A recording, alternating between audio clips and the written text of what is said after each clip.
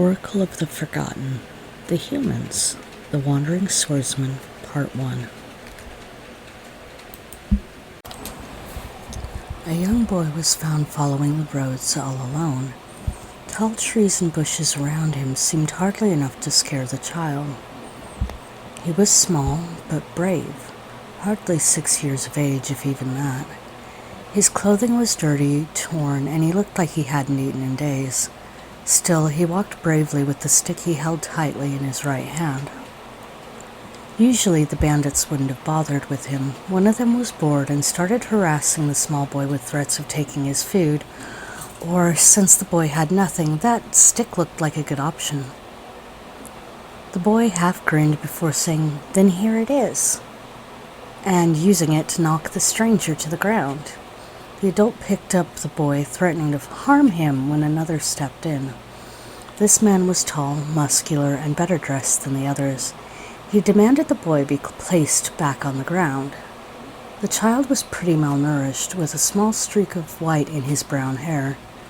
The boy himself had cold, steel-blue eyes, more silver than blue in many ways. The leader of this group was well known as one of the few bandit leaders in this region. He offered the boy a place to stay and safety, but most of all, he held out a bit of bread to the starving youth. It wasn't long before he announced the adoption of the boy. A few years had passed. The boy began to train in how to use a sword rather than the stick. He was progressing quickly. It wasn't long, though, before things began to go wrong. A few drunken bets, and the boy was meant to be passed around among the menfolk, starting with the leader of the group. This was ended quickly, with the boy removing the head of the man who wanted to assault him. Before long, he was sneaking his way out of the camp, looking for a new place to stay. He took only a sword and a small bag where he'd already been keeping his clothing. He knew that the bandits had an alliance with a nearby city. In that city was a mercenary camp where he knew he could go and earn his keep. The city itself was a mixture of tents and buildings, walled off by a log wall with spiked tops. Wood spike barricades were already set to keep caravans from entering the large access gates. These were enough to stop travelers that tried to happen their way in.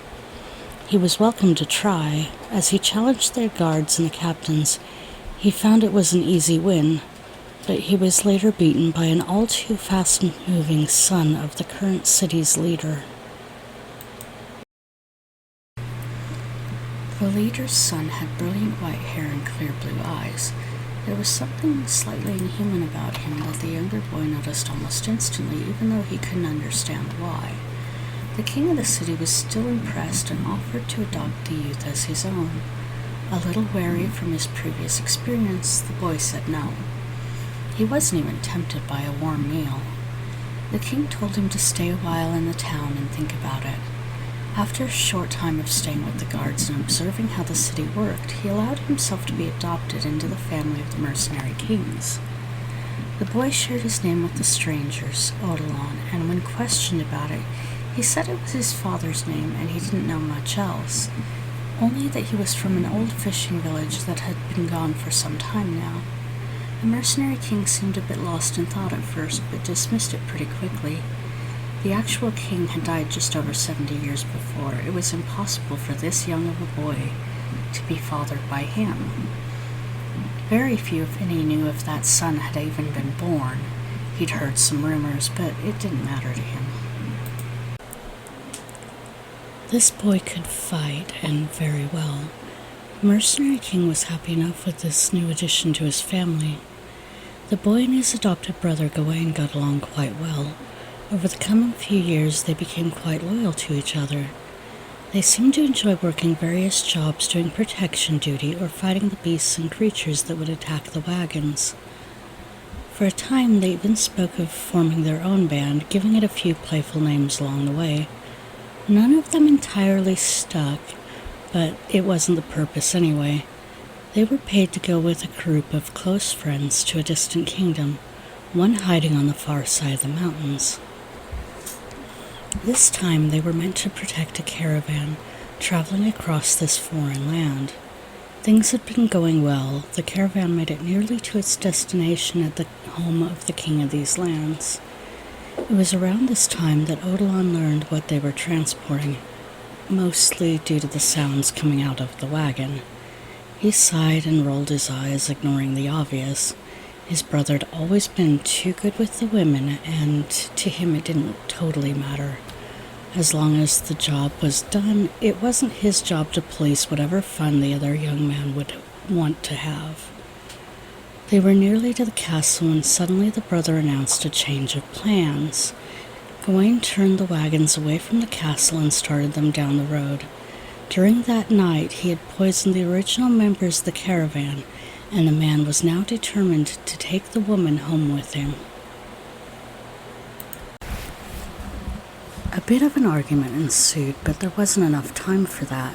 Seeing the change in the caravan, the king sent an entire army after what turned out to be his daughter. The mercenaries were given a choice: support the son of their leader or let him go and face the consequences. Odilon knew his one duty was to protect his brother above all. At this time, the boy only had a regular double-handed broadsword. He told them to take the caravan to a narrow passage across the mountains, where he led the following army. He stayed back, letting the wagon gain ground as he blocked the army from reaching them. 1,000 men, one after the next, tried to pass him on the way to where he was blocking, and each one fell after the next. He fought them all back before night began to fall. The first spirits started their attack. The man fought his way through the beasts and spirits before having to confront something he'd never seen before. A large demon before him was easily 10 or more feet tall, towering above the swordsman and the roadway. The blade he held was huge, a slab of metal that was so large and wide it seemed like he stole it from one of the giants of legend. The blade glowed blue, pulsing as a strange sensation burned through the chest of the young man. Still, it didn't matter to him. He began to fight the creature, swing after swing, blow after blow. He took the cuts of the strange blade without faltering and rose back up again to continue this battle. A blocked strike shattered his blade, leaving him with only a small piece half the size of his arm. Still, he continued. Then, with a stroke of luck, he cut the hand from the demon. His much smaller, wounded body grabbed hold of the large blade. 2 hands wrapped around the handle for a brief moment. A whisper seemed to fill the soul of the boy with a single word: kill. Maybe it was his own rage speaking. He was bleeding, torn apart by the battle, and easily could wear down at any moment. As his own blood ran down his arms to the blade, he lifted it higher. The demon screamed at him about how he was a fool for even thinking he could use that weapon. How he, the most powerful of all the armies of the damned, could barely wield it. In that moment, the boy took a breath and then ran faster than ever towards the demon. It was a move he had practiced with his brother, dashing to swing around the creature's legs and cut them both off with that huge sword. Before long, he'd defeated the demon, pinning it to the ground with the huge blade before pulling it back out to remove the creature's head. And the night went silent. All of the spirits, all of the beasts, all of the creatures backed down as the human boy kneeled in the center of the path. The demon started to fade, shattering into nothing but ash and dust, and as the boy stood back up, the white in his hair had gone from a streak to a large chunk of white. Still, the boy never would have known. He fell nearly to the ground, the weight of his injuries and that blade dragging him along with it. In that moment, he was attacked again, but having already fought 2 large battles, he found himself captured quickly. As he lost consciousness, he still attempted to fight back against the ropes and chains. He wouldn't stay awake to know that it had taken 4 men to move his blade along with him. He was taken back to the castle of the king of the land, where he was to stand trial for his role in kidnapping the young princess. There he was held, bound and chained in a prison as he was questioned for months on end. No one came. No one even bothered to try to negotiate his freedom. Over a period of time, he wasn't even sure if he would escape, when suddenly he felt another burning in his chest. This time felt different than the last. As the advisor to the king approached his cage, he stopped and looked over the young warrior again. This one, bring him. The events that followed cannot all be shared. A ritual was created. The man, the sword, and his other belongings were brought to the chamber of the king. The strange dances and openly lustful behaviors around were disgusting to the boy. Still, he didn't have much time to look around. The king was being offered the power to do any one thing in exchange for a sacrifice. The king had thought it was meant to be the man, but it was his remaining child who had been killed by the advisor. The advisor then turned to the warrior. He asked the man what he would give to have the power to kill his enemies. Like the enemy who had sent a letter back saying that he orchestrated the girl being taken hostage for money from the king of this land.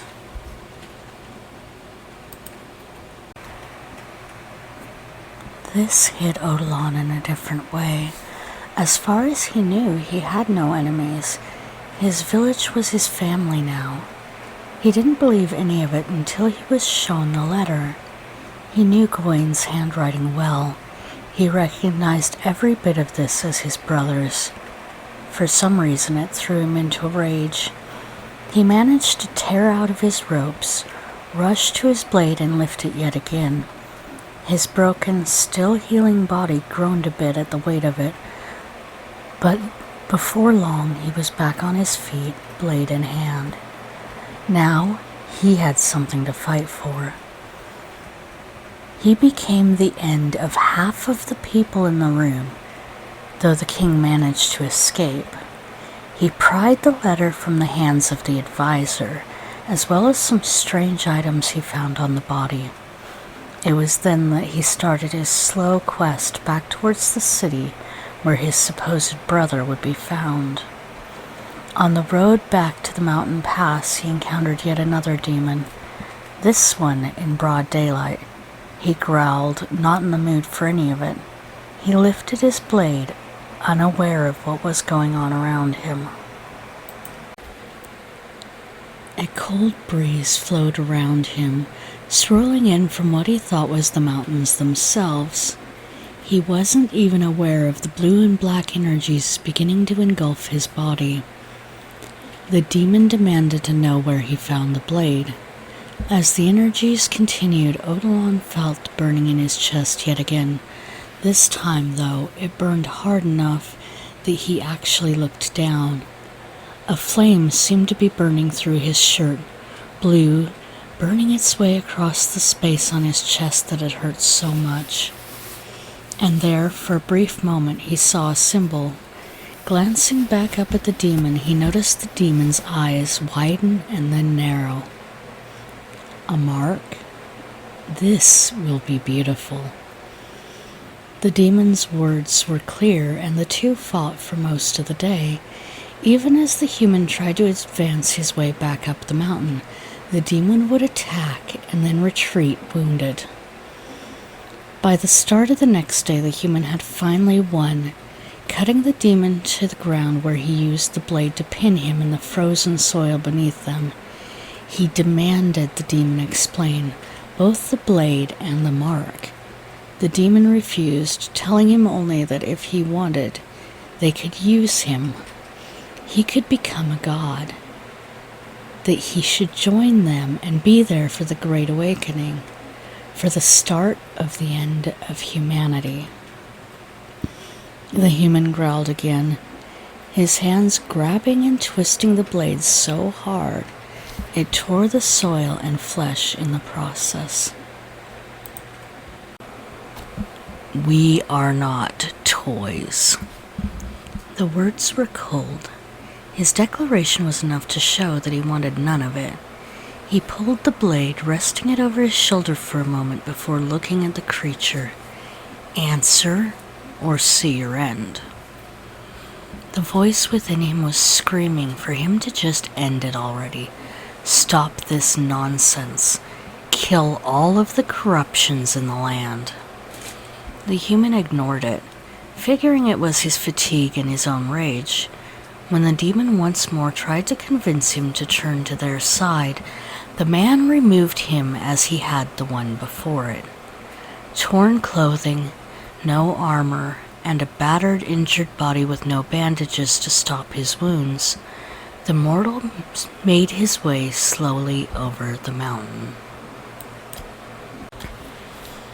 He was fortunate enough along the way to find a cave where he thought he could warm himself, but the beasts within had something else to say about it.